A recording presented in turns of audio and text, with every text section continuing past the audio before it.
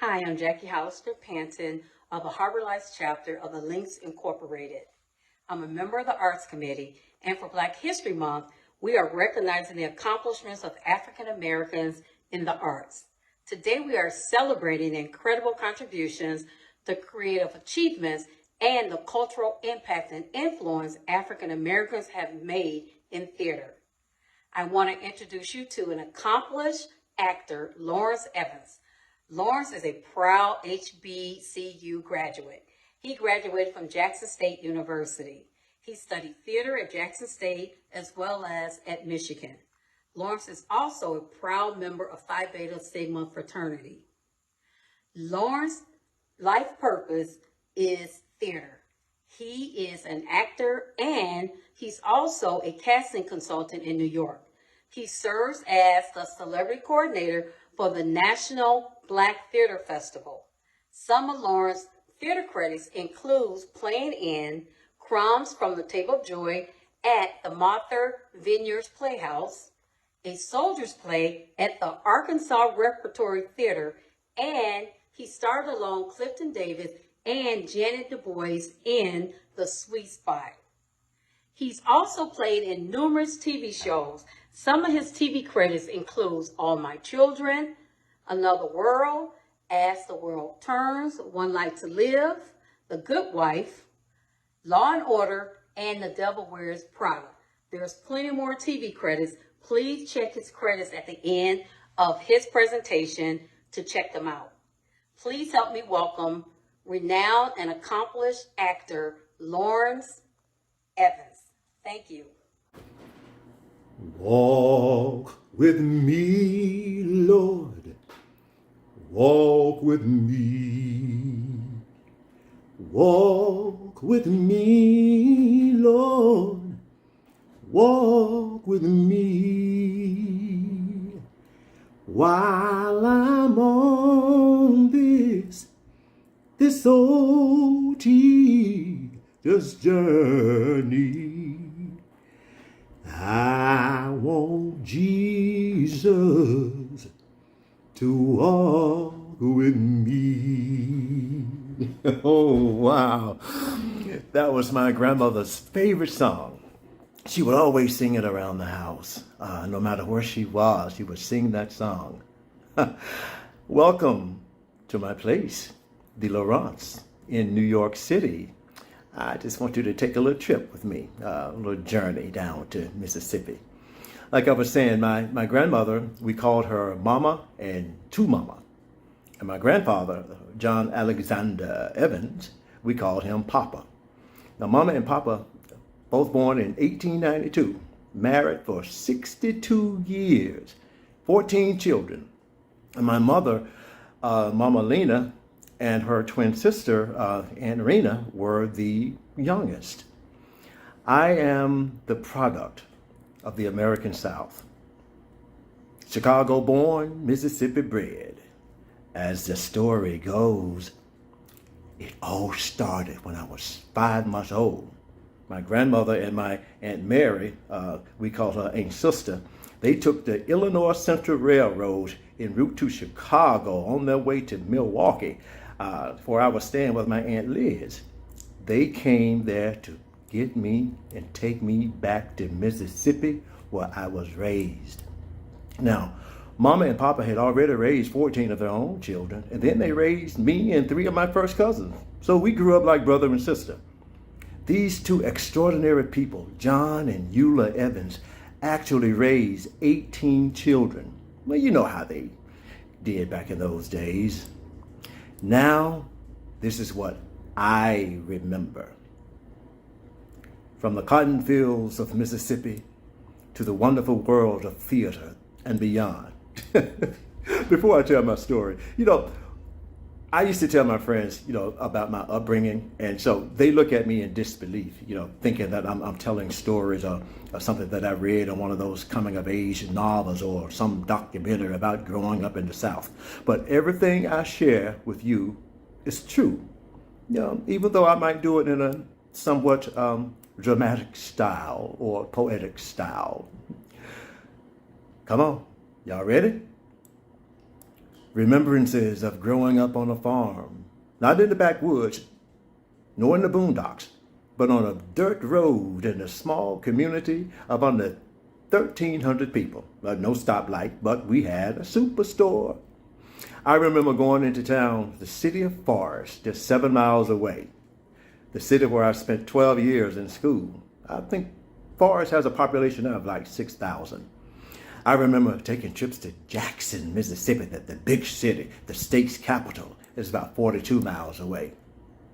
Remembrances of picking cotton for 2 cents a pound, working in the hot fields, milking the cows, picking blackberries, praying you didn't get bit by a snake, going fishing, cutting bean poles, watching Mama wring those chicken necks as we watched them jump around until they were dead.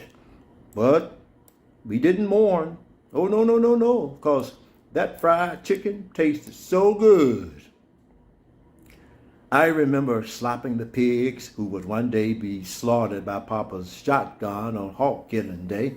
The neighbors gathered around to witness this big event. What was once a cute little domesticated animal now provided some of the best meals. Fresh bacon, fatback meat, pork chops, ribs, ham hocks, pig ears, pig brains, pig tails, pig feet, pig liver, hog head sauce, crackling bread. No, and we didn't need no Crisco oil. Now, Mama cooked with lard from the pig. Oh yeah, I can't forget chitlins. Oh, or should I say chitterlings? I used to watch my grandmother clean those hog guts. Yeah, I used to eat them.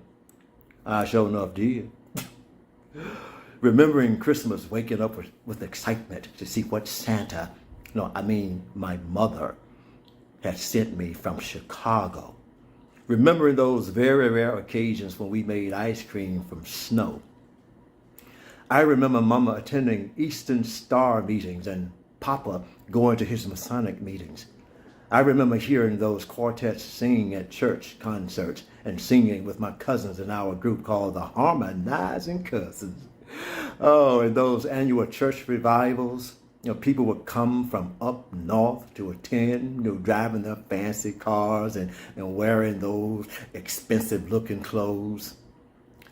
I remember Easter speeches.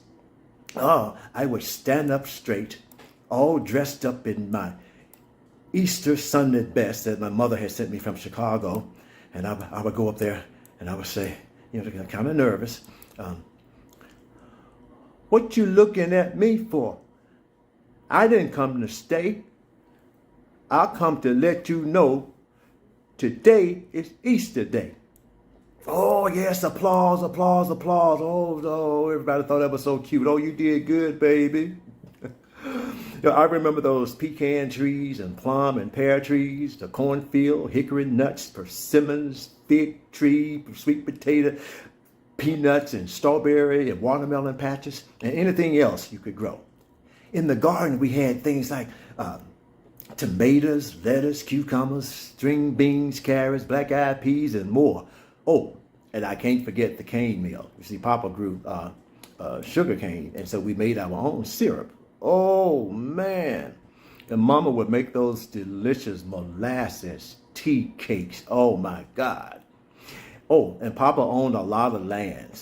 And with my vivid imagination, I would always go find me a special place where I could create these characters in my head. I knew then that I would end up in the entertainment industry.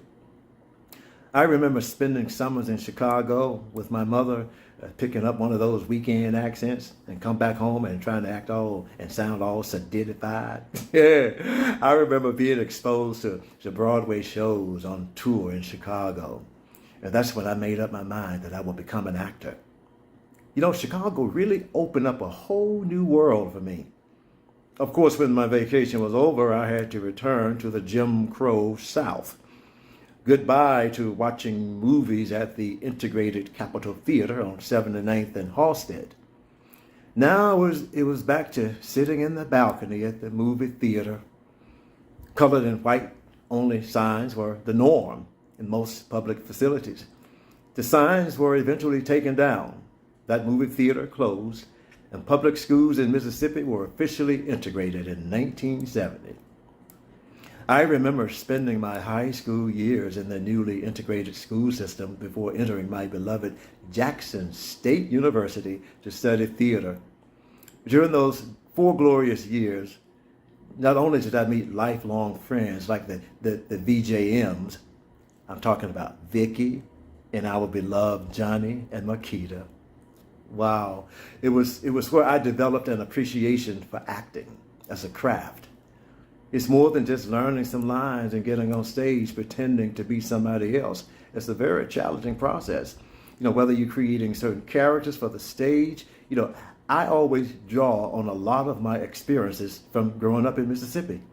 Even characters with a different accent from your own. That's all part of the craft. Or that's all a part of the craft. Well, that's all part of the craft. That is all part of the craft, man.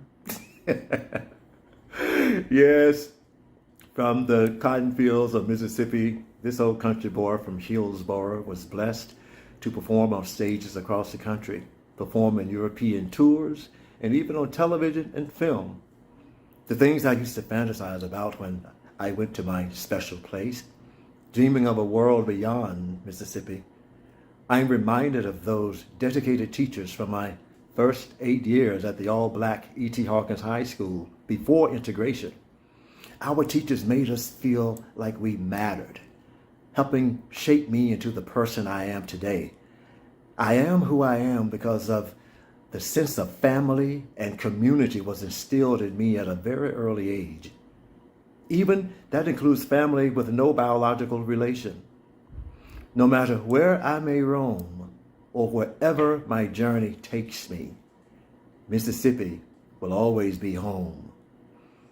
While I'm on this old tedious journey, I want Jesus, come on, Lord, and walk with me. Thank you so much for spending some time with me.